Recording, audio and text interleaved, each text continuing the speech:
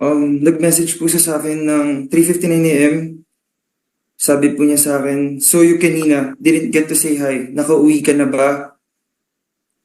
Medyo natitrigger pa po si Sandro. Although, nilakasan niya ho talaga yung loob niya na magpakita ho today. Pwede ho siguro, hindi po niya kaya talaga na dire-diretso na pag-usapan lahat ng detalye. Alam niyo, pag hindi natin tatapusin to, ahaba ng ahaba ito. You're wasting our time here eh.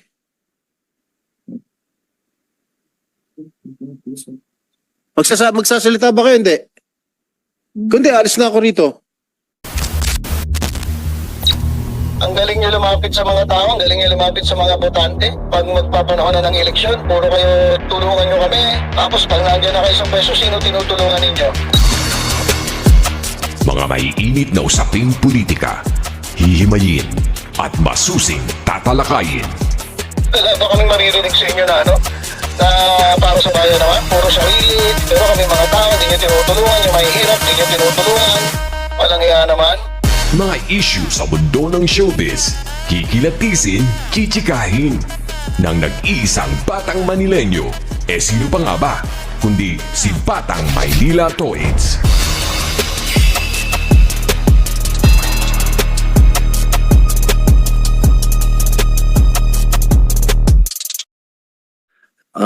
Sa pangalan po ng nag-iisang Diyos, ang mapagpala at ang mahabagin, ang pagpupuri po ay sa nag-iisang Diyos lamang. Ang Diyos nating lahat, Muslim, Kristiyano, Hudyo, Buddhist, Hindu, isa lang po ang ating tagapaglikha.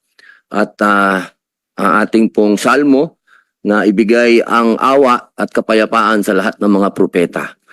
Isang magandang umaga po sa inyong lahat. Opo, isa pong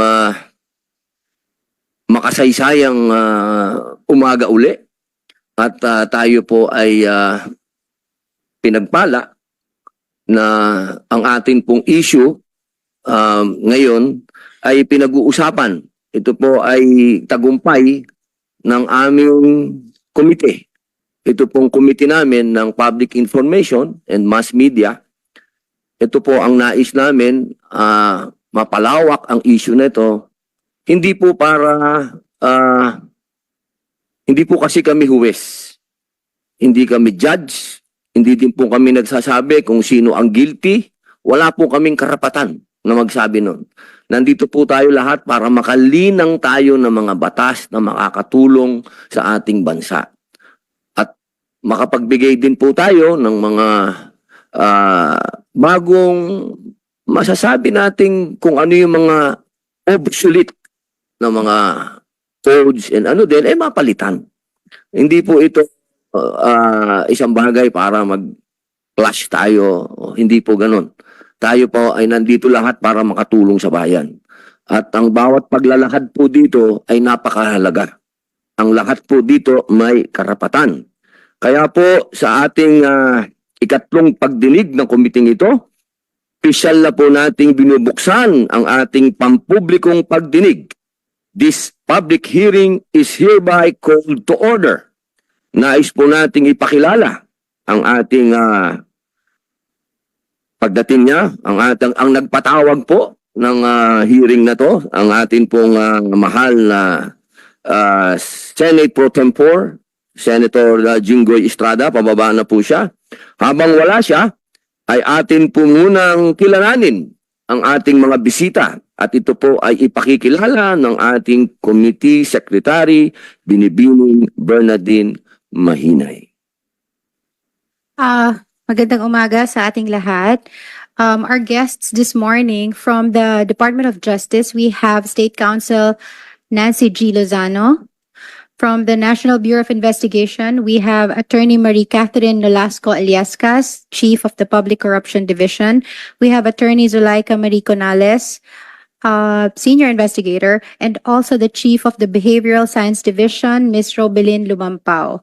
For the GMA Network, we have Attorney Fidel Asuncion, Labor Relations Manager, and Attorney Angelo Jocno, Litigation and Special Projects Lawyer. Joining us virtually, Mr. Chair, we have Mr. Sandro Mulak together with his legal counsel, Attorney Jarina Quintanilla Raz, who will also join us virtually. But at present, we have Mr. Nino Mulak and Counsel Attorney Andrea Paula Herrera Lim.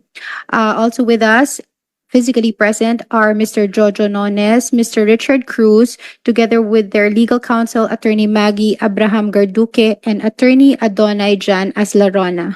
We also have with us physically Mr. Gerald Santos and his legal counsel, Attorney Ferdinand Topacio. Sir.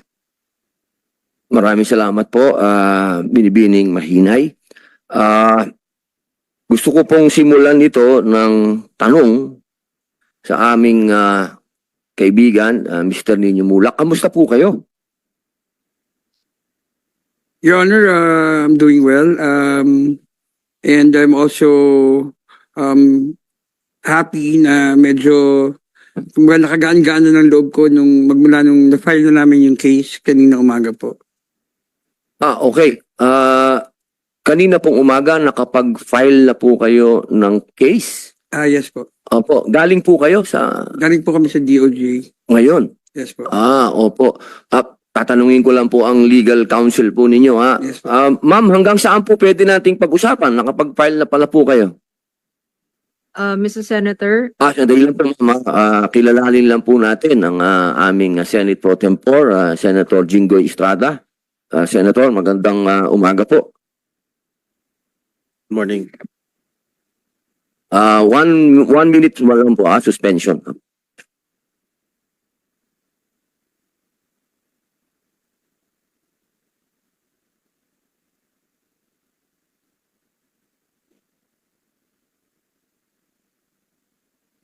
Okay, ma'am. Sorry po, ma'am. Pakituloy po. Ma'am, hanggang saan po ang pwede natin pag-usapan? yes, Mr. Senator, can I defer to Attorney Sharina Raz, attending online? Sige po. At Magandang umaga po. Ako po si Attorney Sharina Raz, abogado po ni Sandro Mulak. Kasama ko siya ngayon at totoo po, nag-file na po kami this morning and as to hanggang saan po, pwede ho natin pag-usapan kung ano po yung isinampa namin na criminal charges. Pero po sa mismong mga nitty-gritty details po, huwag po muna kasi po hindi pa po natatanggap ng kabilang kampo yung aming complaint. So, ayun po. maraming salamat po, Senator Jinggoy. NBI, Attorney Laika. Nag-submit na ba ng affidavit si Attorney Annette? Good morning, Yes, Your good Honor. morning. Yes, Your Honor. Can I have a copy? Can we have a copy?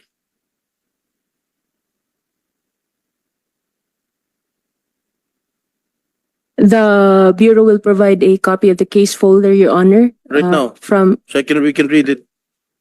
may I refer to my chief, Your Honor? Sige po, ma'am. Ma'am Attorney Marie Catherine R. Nolasco Ilescas. Ma'am, apo. Good morning, Your Honors. Yun pong statement ni Miss Annette Gozon is part of the evidence po na sinubmit po namin kanina sa DOJ. You get it, share it. Siguro po in confidence po, we could share it with you.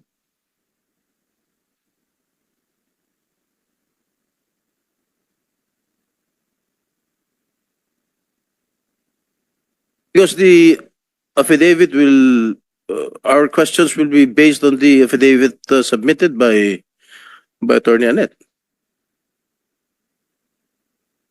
With due respect po, Your Honor, hindi pa po namin na-provide yung kabilang partido ng kopya po nung buong ng buong final po namin including the evidence. Kaya sa katunayan meron pa po kaming iniintay na certification from DOJ para ma-officially accept nila po yung aming final na kaso po.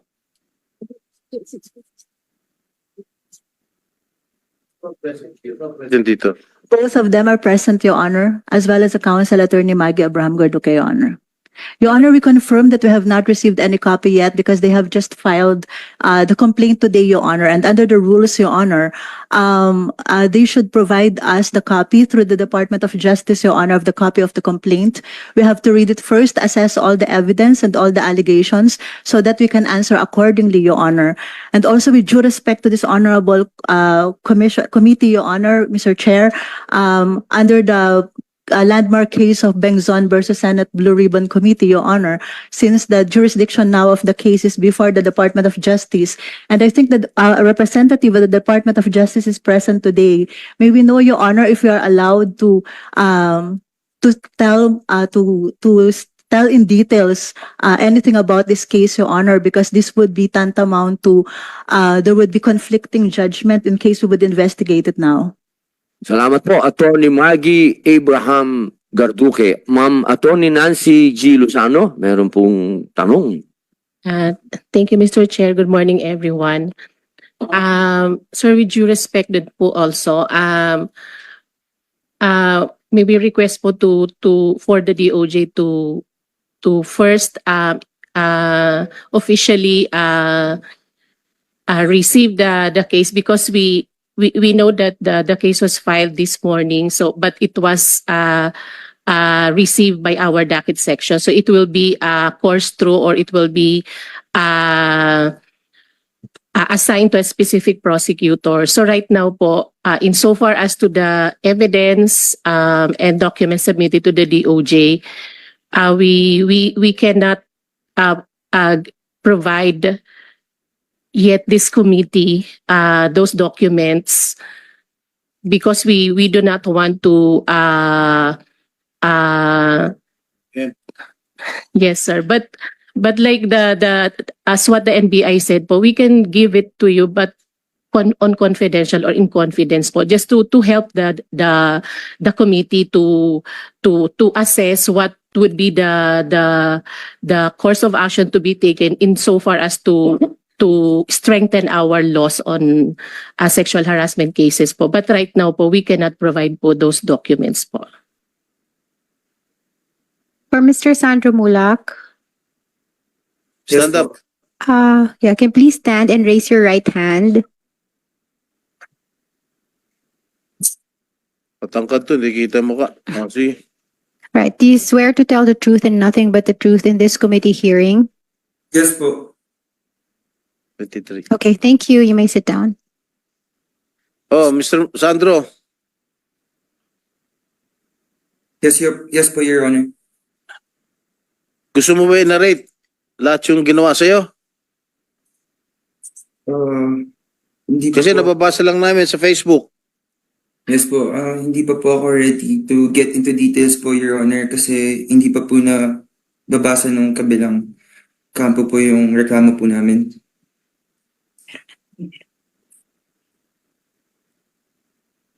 Nahihirapan po ako ikwento po yung buong details po. Okay, kilala mo yung dalawa? Si Jojo Nones and Richard Cruz. Si Sir Jojo lang po yung kilala ko. Si Richard po, nakilala ko lang po that night. That night, yun si Richard. Yes po. During, Nung madaling araw po nung nangyari po lahat yun. ano? Nung madaling araw po, nung nangyari po lahat yun. Doon mo lang nakilala ni Richard. Yes po. Okay, tell this committee, who texted first? Si Jojo Nones po. What did he text you? Yung una po niya text sa akin, nag-text po siya sa akin ng 3:59 AM. 3:59 a.m.? Yes po. 4 madaling araw? Yes po. Or what did he text you? I have the copy po on my phone. Pwede ko Yeah, po. you read it. Okay po. Oh, Mr. Jojo Nones, ikaw una nag-text. Hindi naman po namin dininay na ako po ang unang nag-text. Opo. Just, Yes it's po. answerable by yes or no, Yes po, Your Honor. Alright. Oh, tuloy mo, Sandro. Nag-message po siya sa akin ng 3:59 AM. Sabi po niya sa akin, "So you kanina didn't get to say hi. Nakauwi ka na ba?" Nag-reply po ako, sabi ko po, Sir Jojo, sorry po, di po kita nakita kanina. Naka-check-in po kami right now sa Marriott, sir. Hope to see you soon po, Sir Jojo. Tapos nag-reply po siya sa akin, enjoy, still partying, sino kasama mo? Then nag-reply po ako. Sabi po niya, sabi ko po, kumakain lang po right now. Kasama ko po friends ko, sila Miss Net and Elijah Allen po. Then sabi niya, be safe. Then sabi ko po, thank you po Sir Jojo. Hope to work and see you soon po. Sabi niya, nabitin ako sa inom. Napasabi rin po ako na ako nga din po eh. Then nag-reply po siya sa akin na, yes soon, ikas kita. Nagdidirect ako now. Wait. Stop there. Do you have the power to cast, Mr. Nones? In GMA po, wala po, Your Honor. The Bakit casting mo resides tinetext si Sandro that, ika-casting mo siya? in a You general do not have any power to do so. In a general sense po, I'm talking about as nagdidirect po ako, pinayagan na rin po ako ng GMA if Yes, I ask nagdidirect ka. permission na But mag- do you have the power? Halimbawa, o Robin Padilla, kunin natin. May power ka bang ganun? Your Honor, pag outside po GMA, pag ako po ang magpo-produce, No, we're talking about GMA. it's sa Sino GMA pa po wala, nagtatrabaho? Your Honor. At Why did you text Mr. Mulak? ang context ko po doon in a general po sense, Your Honor, as a director that can do projects outside GMA to streaming. Kasi ngayon po, uso po na as directors or content creators, we really do projects everywhere po. We have streaming projects, we have ganun po. Sige. Also. Continue, Sandro. Yes po, Your Honor. Continue, okay po. Continue. Sabi niya, so after po nung yes soon, ikas kita, nagdidirect ako now. Sabi ko po, wow sir, looking forward to that po. Then sabi niya, oh, gusto mo pa ba? We have some alcohol here in the room. We can order some more. Then sabi ko po, saan po kayo sir? Sabi po niya, Belmont Hotel, katabi lang ng Marriott. Sabi ko po, sino-sino po kayo sir? Haha. Sabi po niya, just me. Tapos hindi na po ako nag-reply kasi ang awkward naman po kung kaming dalawa lang po sa kwarto. Kaya hindi po So ako... you were sensing something? Hindi ko naman po siya pinag-iisipan ng at that time. Yeah, nung nag-isa lang, nung sabi niya, I'm alone. Opo. Nagduda ka, ha? Yes po. Nagdalawang isip ka. So, Hindi ko naman dahil po siya kaya hindi ka nag-text, tama? Yes po, hindi naman po ako nag-iisip ng masama sa kanya kasi boss ko po siya treat ko po sa kanya is boss ng Okay, GMA. and then Awkward lang po. afterwards, what happened to, ano pa yung mga succeeding text? Then, after 37 minutes po, 4:37 a.m., nag-message po siya sa akin ulit. Sabi po niya, haha, just kidding. Kasama ko drama peeps, but we're wrapping up in a bit. Nung sinabi po niya sa akin na drama peeps daw po yung kasama niya, gusto ko lang po makasama yung buong drama team ng GMA. Syempre, as an artista po, need ko makipr po sa kanila, makisama po. Syempre po, it's an opportunity for an artist like me to talk with them. Tapos, nag-reply po ako ng, andyan pa ba kayo, sir? Baka po pwede dumaan saglit. Kasi sabi niya po kasi, we're wrapping up in a bit. So sabi ko, okay, saglit lang ako dun. Magpapakita lang po ako. Then I'll go na. Ayun po. Tapos after po nun, sabi ko, kakababa ko lang po sa room ng friends ko. Sure, may kasama ka? Sabi ko po, no po, ako lang. Tapos binigay po niya yung Belmont room number. Sabi niya po, Ox, Belmont 7008. Yun po. When you entered the room, who did you see? Sila pong dalawa. What were they doing?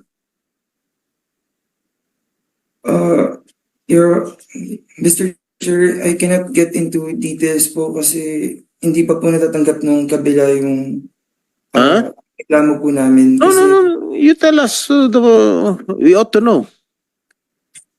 So nakita ko po silang dalawa. Si Richard Cruz po, lasing na. Bali, ang nag-aasikaso po sa akin is si Sir Jojo. Ino-offeran po ako ng wine. Jojo Nones offered you to drink wine. Yes po. Richard Cruz, what was he doing at the time? Lasing po. Nakahiga po Lasing? siya. Yes po. O nakahiga? Nakahiga po siya nung una ko pong nakita, pero pinakilala po ako ni Jojo kay Richard. So tumayo po si Richard po. Tas Okay. sa akin. When Jojo Nones offered you wine, you drank wine. Opo. Huh? Yes, What else did he offer you? I don't know po kung pwede ko po sabihin yung buong details kasi it's really sensitive. Sige na, sabihin mo na. Your Honor, with all due respect po, as mentioned po kanina kay Senator Padilla, hindi pa po natatanggap ng kabila yung... Oh, you want to have it in an executive session? Ay, hindi. Dahil po hindi pa po natatanggap ng kabila yung complaint, dapat po mamarapatin po namin matanggap muna nila bago po nila malaman yung pinaka detalye. And also po, medyo natitrigger pa po si Sandro, although nilakasan niya po talaga yung loob niya na magpakita ho today. Pwede ho siguro, hindi po niya kaya talaga na dire-diretso na pag-usapan lahat ng detalye.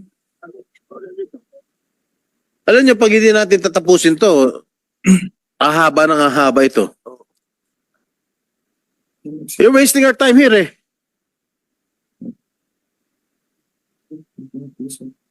Magsasalita ba kayo? Hindi.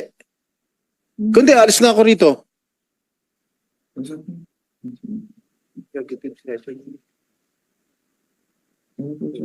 Magsasalita ba kayo? Hindi.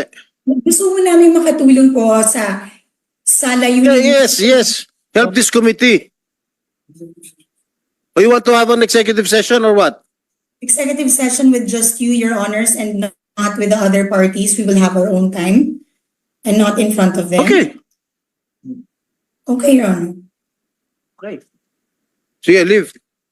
Okay, mga pasensya na po. Meron po tayong motion para mag-executive session. Yung mga hindi po partido muna, maiwan lang muna po sila Mr. Nino Mulak, council nila. Pati po NBI, pwede muna po lumabas. Total, alam naman nyo yan, pero pwede na rin po kayong lumabas. Opo, pwede na po. Pwede. Kami lang muna po. Pati po, kami lang muna po. Opo. Mamaya po, may sarili din po tayo. Opo. Okay lang po, kami lang muna po. Opo.